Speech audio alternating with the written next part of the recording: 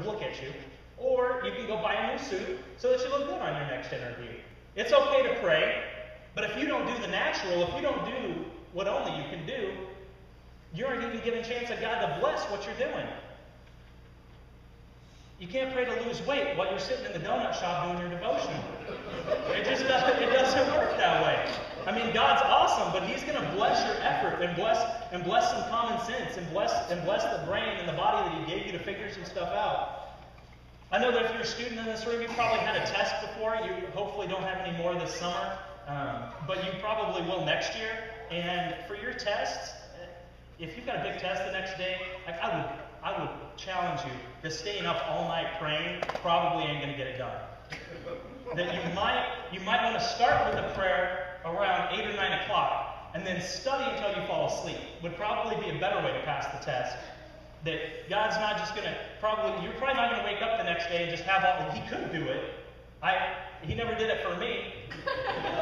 But he could do it because He's God. He can do anything He wants. He's a lot more likely to bless the work that you put into something.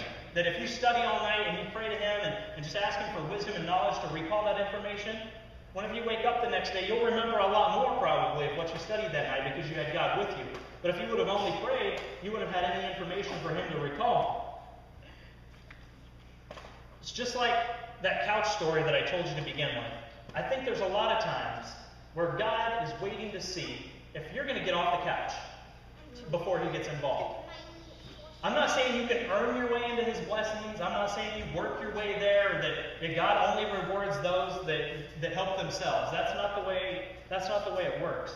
God can do whatever He wants, whenever He wants. He can help somebody who prays all day. He can bless them immensely. But what I'm saying is in Joshua, we see God bless action. And He could be up there saying, I wonder if it's important enough for them to get up off the couch. He's probably not going, well, she prayed for that for 4 seconds last night. That took a lot of effort. It must be really important to her that tomorrow that she's able to pass that test. It must be really important because she prayed for 4 seconds. He'd probably be more likely to say, oh, look at that. She prayed for 4 seconds, and then she invested the next 2 or 3 hours in studying.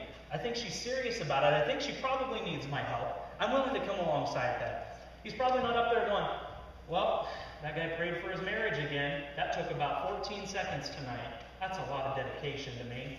He gave me 14 seconds of praying for his marriage. Now, never mind that he woke up that same day and worked late and then went out with his buddies and then came home after the kids were in bed. He gave me 14 seconds of prayer. That's probably enough to bless, don't you think?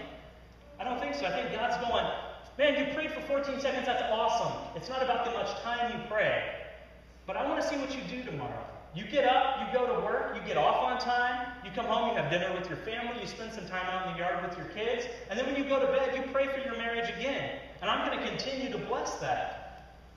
And if you pray for it and then you continue to give me garbage to work with every day, it's going to be a challenge for me to make some stuff happen. He can do it, but why would He want to if you're not even showing that you're willing to get off the couch? One of the coolest things I think I see in this passage is actually in verse 11. It says, as they fled before Israel on the road down from Beth-horon to Azekah, the Lord hurled large hailstones down on them from the sky, and more of them died from the hailstones and were killed by the swords of the Israelites.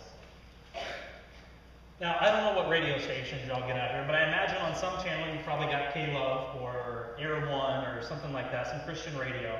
And one of the things that they're most famous for probably is their Carathon or whatever it is they call it to raise money for the radio station.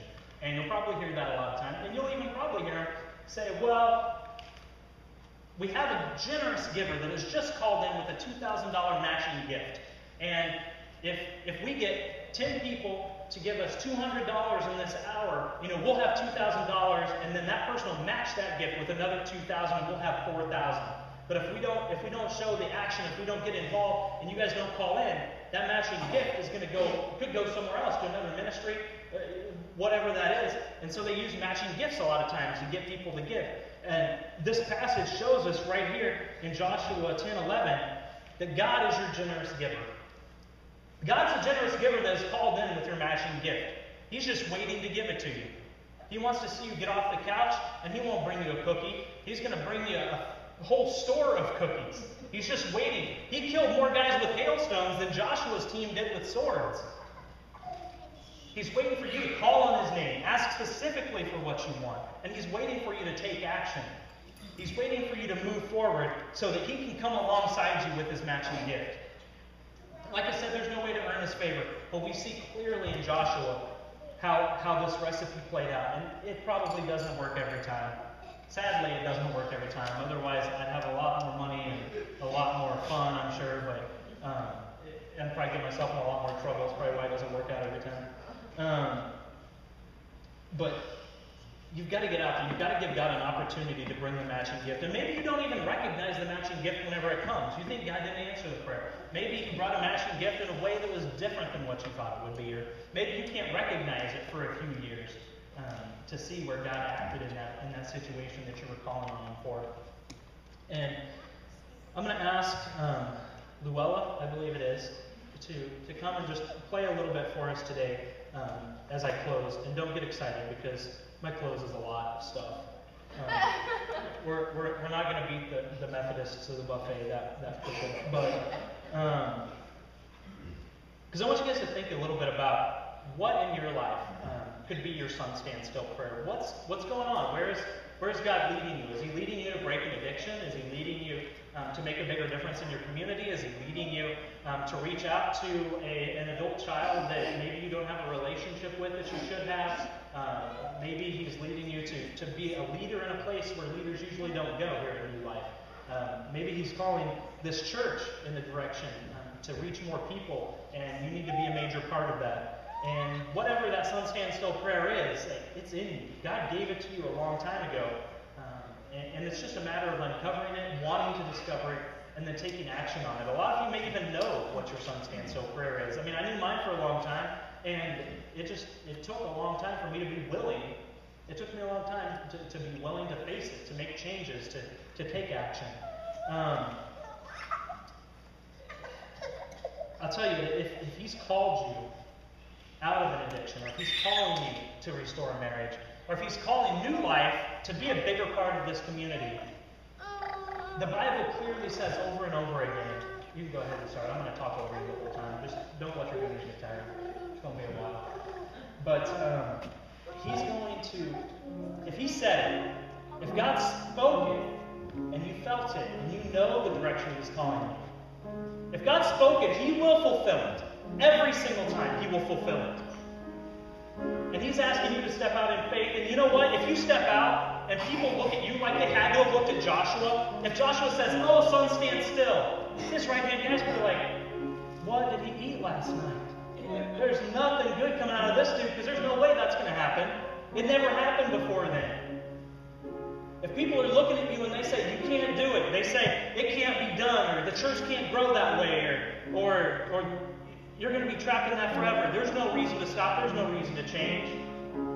If people come against you, if God spoke it, He will fulfill it. And if those people leave you, if everybody leaves you, if everybody leaves the battle that you've chosen because God's called you there, if everybody leaves you, He will bring you new people. He will bring you better people. He will bring you encouraging people. He will bring you people to lift you up. He will bring you people that are going to bring you out of what it is that you're trapped in. If God brings you to it, He's going to fulfill it in your life. All you have to do is continue to move forward and continue to trust Him. And you've got to pick that thing out.